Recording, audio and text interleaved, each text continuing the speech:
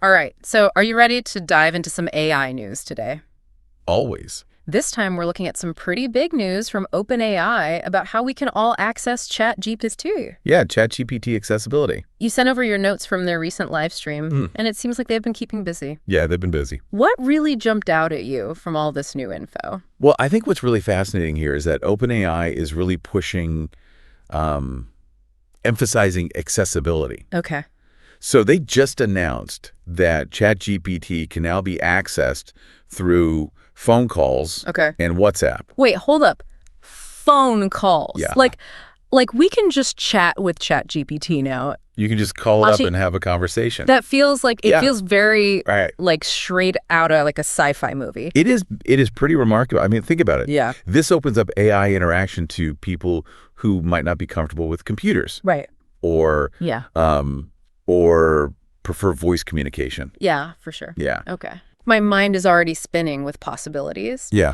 And what about the WhatsApp integration? I saw a little bit about that, but I didn't catch all the details. So right now you can have text-based conversations with ChatGPT through WhatsApp, Right. which is already available globally. Low, okay. But OpenAI hinted at plans to integrate full ChatGPT accounts with WhatsApp in the future, Oh, wow. meaning you'd get features like image chat and search yeah. all through your messaging app. So image chat and search through WhatsApp, that's pretty next level. Yeah, it's getting there. Yeah. But let's rewind a little bit to the phone calls. Okay. Did they actually show how that works? They did. Okay. And they did it in a really clever way, I think. Okay. They demoed calls from an iPhone, Okay. then a flip phone, Lit. and even, get this, a rotary phone. No way. It was a bit tongue-in-cheek, Yeah. but it really hammered home the point that ChatGPT is no longer confined to computers or smartphones. Yeah. I love that they used a rotary phone. It's like they're saying, look, anyone can use this no matter what tech you have access to. Speaking of access, what kind of practical uses did they highlight in the demo? Well, they covered a lot of ground, actually. Okay. For example, imagine you're traveling in a foreign country Right. and beat a quick translation. Yeah. You could just call ChatGPT and ask for the phrase you need in Spanish or, any other language. Right. Or think about a parent trying to explain a complicated concept to their child. Okay. The demo showed ChatGPT breaking down reinforcement learning in a way that even a 5-year-old could understand. That's so cool. So it's like having an on-demand tutor in your pocket ready to help with anything from language barriers to explaining these tricky concepts. Exactly. Yeah. They also showed how you can refine your requests on the fly. Okay. In one example, they asked ChatGPT for a recipe, Right. then had it adjust the recipe to be vegan, and then switch it up again for someone who only eats meat. Okay. It really showcased the flexibility and responsiveness of the AI. And to think this whole phone call functionality started as a hackathon project, Right. that they turned it around so quickly is impressive. Yeah, really is. That kind of speed suggests they're using agile development methodologies Yeah. and focusing on user feedback, which is really key in the fast-paced world of AI. OpenAI is clearly committed to not just building powerful AI, but making it accessible to everyone. It really feels like we are on the edge of a major shift in how we interact with technology. Absolutely. We're moving towards a world where AI assistance is as simple and readily available as making a phone call. Yeah. And that's going to have profound implications for how we communicate, Right. learn, solve problems. Yeah. The list goes on and on. It does. This is a lot to process. On one hand, it's incredibly exciting, but I also have some concerns about what this level of AI integration could mean. Like, will people become over-reliant on AI and lose critical thinking skills? That's a really important question. Yeah. It's not all sunshine and rainbows, that's for sure. Right.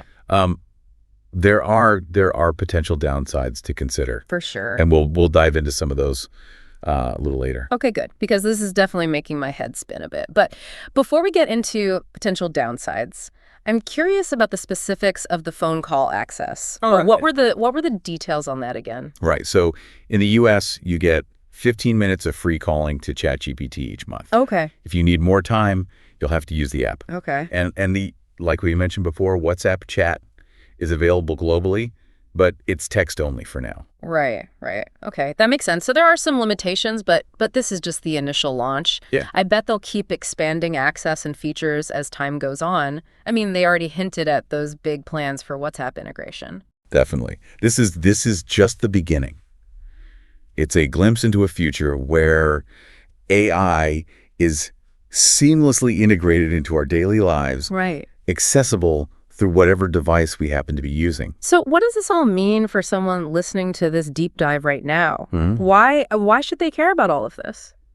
I think the big takeaway here is that the line between humans and AI is blurring rapidly. Yeah. We're entering a world where AI assistance will be as commonplace as making a phone call. Wow. And that's going to have a ripple effect across every aspect of our lives. Yeah. Whether you're excited or apprehensive, Right. one thing is for sure, Yeah. this is a shift we all need to be aware of. You're right. This is a big deal. And we're just scratching the surface here. Okay, let's take a quick pause. Uh. And then we'll come back and really unpack some of those potential downsides and broader implications you mentioned. Stay with us. So downsides. Yeah, downsides. Let's dive into some of those potential downsides we touched on earlier. Yeah. One that immediately comes to mind is like the economic impact. Yeah. You know, like the big question that a lot of people have is, Yep. will AI take my job? Right. It's a valid concern. Oh, absolutely. And honestly, it's a complex one. It is. What are your thoughts on that? Well, it's definitely something we need to be thinking about Yeah. as AI becomes more capable of performing tasks Right. that were previously done by humans. Yeah. There's a risk of job displacement Right. in certain sectors. Yeah. Like what kind of sectors are we talking about here? Well, think about jobs that involve Yeah. repetitive tasks Okay. or data analysis. Okay. Those are areas where AI can often outperform humans Right. in terms of speed and efficiency. Right. Yeah. Okay, that makes sense. But wouldn't new jobs also be created as a result of these advancements in AI? Oh, absolutely. Yeah. I mean, someone needs to design, build, and maintain these systems, right? There will be new opportunities in fields like Right. AI development, Yeah. data science, Mm. and AI ethics. Right. The challenge is Yeah. ensuring that people have the skills and training Right. to transition into these new roles. So it's like a technological evolution, right? We've seen this throughout history. Mm-hmm. New technologies emerge, old jobs kind of fade away, and new ones are created. Right. It's disruptive That is. for sure, but it also leads to progress. That's a great way to put it. Yeah. This isn't the first time we've faced this kind of societal shift, Right. and it won't be the last. Right.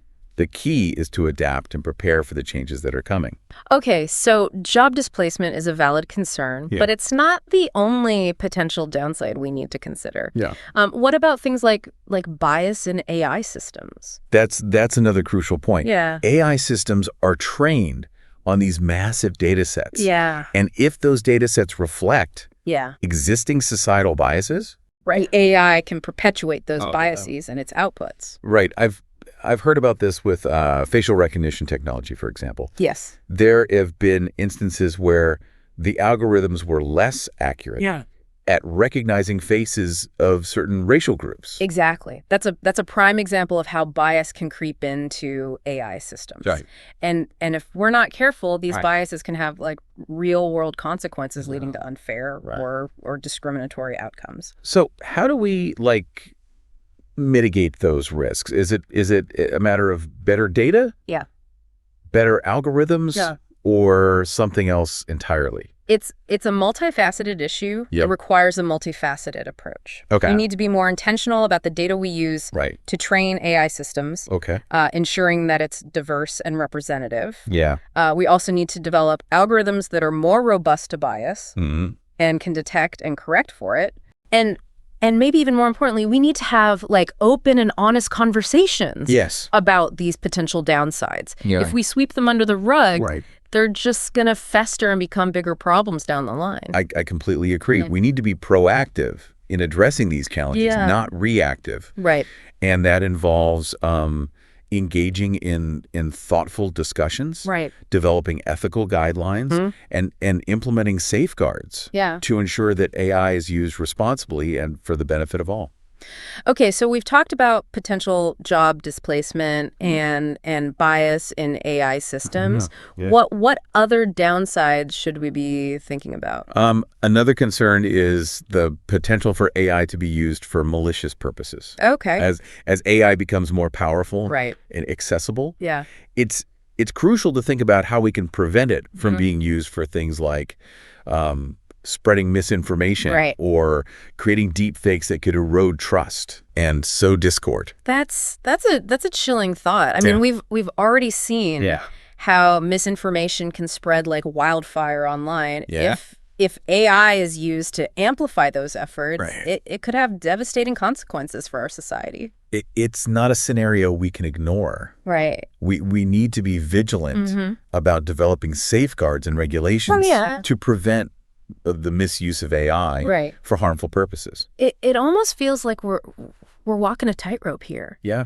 On one hand, we have this incredible technology with the potential to revolutionize so many aspects of our lives. Yeah. But on the other hand, we have to be incredibly cautious about how we develop and deploy it to ensure that it doesn't backfire on us. It's a delicate balance for sure. Yeah. But I believe that if we approach AI development with a focus on ethics, Right. transparency, and inclusivity, we can harness its power for good while mitigating the risks. I hope you're right. I hope so too. Because honestly, some of these potential downsides are pretty daunting. They are. But I guess that's why we're having this conversation, right? To shed light on these issues and hopefully inspire some critical thinking about how we can shape the future of AI in a responsible way. Exactly. It's a conversation that needs to happen at all levels of society, from policymakers to tech developers to everyday users. Right. We all have a role to play in shaping the future of AI. Well said. I think we've covered a lot of ground here. We have. But there's still so much to unpack. Yeah. Maybe it's time for a quick recap of what we've discussed so far. Sure. And then we can wrap up with some final thoughts on what all of this means for the future. Sounds like a plan. Yeah. What are some of the key takeaways that stand out to you? So let's take a minute and just kind of recap what we've learned about this big OpenAI news. They're making ChatGPT accessible through phone calls and WhatsApp. Yeah. This is huge EE for making AI more inclusive. Absolutely. We talked about some practical uses like getting on the fly translations or breaking down some of these tough concepts into simple terms. Yeah. It really feels like we're stepping into this future where AI assistance is just a phone call away. It really does. And we can't just ignore the potential downsides. Oh, absolutely not. We talked about economic impacts like possible job displacement and the need for retraining and adaptation. Right. And then there's the issue of bias in AI systems. You know, if the data used to train these systems reflects... And if it reflects those existing societal biases. Yeah, existing societal biases. It can lead to unfair outcomes. Yeah. And we have to be very vigilant about preventing malicious uses of AI, like spreading misinformation or creating convincing deepfakes. It's a lot to think about. It really is. It really is. Yeah. On one hand, this tech is super exciting, but we need to be really cautious about its development and use. So where do we go from here? What's like the big picture takeaway from all of this? You know, I think it's easy to get